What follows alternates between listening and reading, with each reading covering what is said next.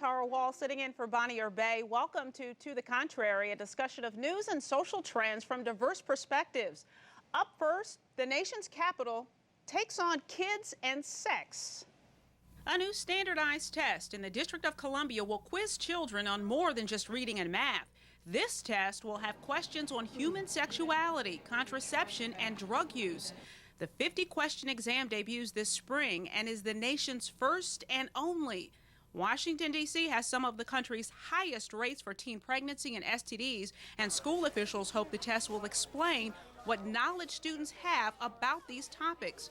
But sex education and standardized testing are controversial topics for parents and teachers. And some parents are concerned sex ed topics will now be taught to the test, like reading and math.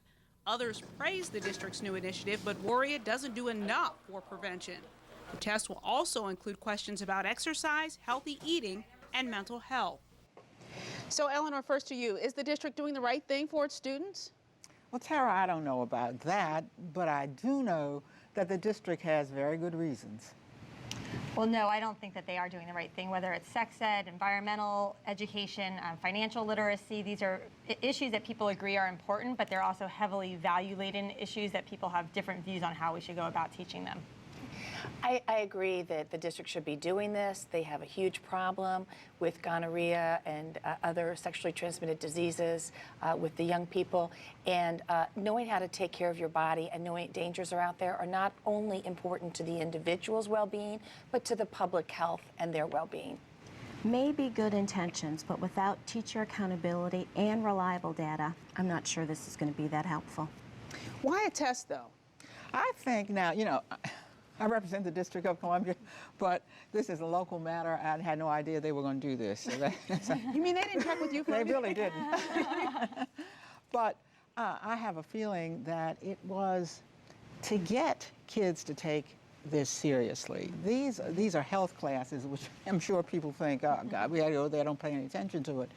And if you don't take it seriously, and these health classes deal not only with sexual matters now, but with drugs, with ordinary health and obesity matters. And you say, well, I guess this is one way to find out, or this is one way to make them concentrate on the subject matter at hand. That's the way you do it in other things that are important.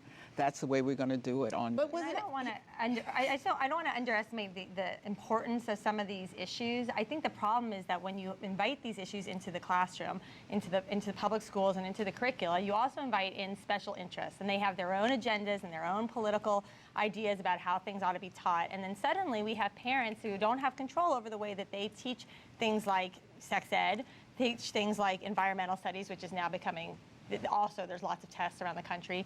And I think that that's where we find that there's a problem between we're having sort of the culture wars are being fought out in our classrooms rather than, you know, at the and level. I guess another argument could be made to pick up on that is that the schools are already going through so much relative to, you know, this week SAT scores were out, the worst in 40 years for class of 2011.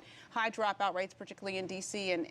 and low test scores already. This is another test to add on that. The people that are supporting this say kids need quality sex ed, but don't kids also need quality reading, writing, and arithmetic? You know, they do, and that's a great argument. However, I would argue if you can't protect yourself from death, if you can't protect yourself from diseases that can cripple you and can also be spread into the community around you, I mean, that's a very important thing to be teaching students. And as Eleanor said, I mean, there's other areas. There's drugs. There's health, that's how to take care of your body. Right. These things aren't always taught in the home, and the parents don't always know them. At some point, there needs to be a little bit of responsibility by our society to teach our children about themselves and to take care of themselves. Well, here's the one thing that I found problematic about it is, unlike the rest of the standardized tests where we're able to see where the child places, you know, below average, this test is only going to account for the percentage of correct responses. So here you have, this isn't useful to the parents because you don't know where your child falls, number one. Number two, there's also no teacher accountability. So why are we doing this? Well, the other concern, I know the parents had a number of concerns. I mean, there are concerns about whether are you going to teach to this test as well? There's been concerns about teaching to other tests. But is there something that even the most conservative parents can take away and learn from this? Well, I think so. I mean, look, I don't think that some of these issues are somehow not important, but I think that you have to look at the fact that some of these sex ed tests, for instance, are starting in the 5th grade. I remember having some very basic health classes, but in a culture that's already so hypersexualized, I don't necessarily need the public schools introducing more of that to students. This is something that's very... How do you address this issue, this issue with young kids, particularly in the inner city, particularly in the D.C. schools that have such a high rate of STDs, Could I say something HIV? about that since it's my jurisdiction? First of all, I think you are assuming this is some kind of add-on subject, and I don't think it is. These kinds of health things are being taught anyway. That's the first thing to bear in mind. And the second thing to bear in mind is I would understand what you're saying about parents concerned. Look, this is a very progressive district.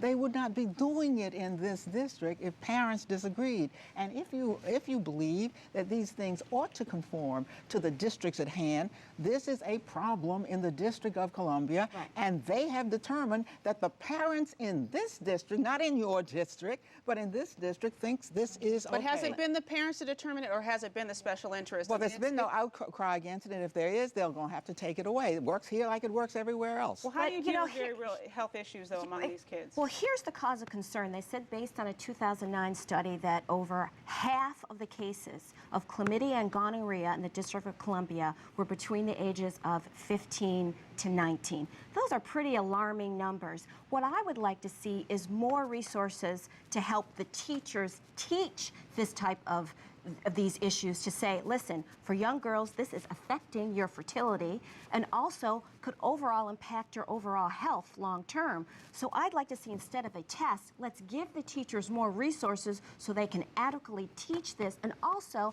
how about nutrition? Eleanor mentioned childhood obesity. I mean, these, let's build up the health education classes so that these kids are being taught and understand how important this is. Here's what I want to say. What are we concerned about that there's a test? I mean, are you concerned that if they don't learn it, well, why they're actually going to get a failing grade? Why is it teaching sex ed, essentially, I think is the question. Why are we testing sex ed when there are so many other issues? It's not just sex ed. It's not just sex ed. It's going to be, all the health issues are going to be in this combined. And why not test it? Because tests, just and like how do you Eleanor measure said, it? that helps you focus the mind. It makes you study. You have an answer. Look, they're finding out. But the whole question is that it's measure not being measured. Like I said, it's not being measured like the rest of the standardized tests. They're Nobody only wants to measuring measure the it. Nobody wants to percentage. measure it. The point is, I think the Then why point are is we very doing that? narrow.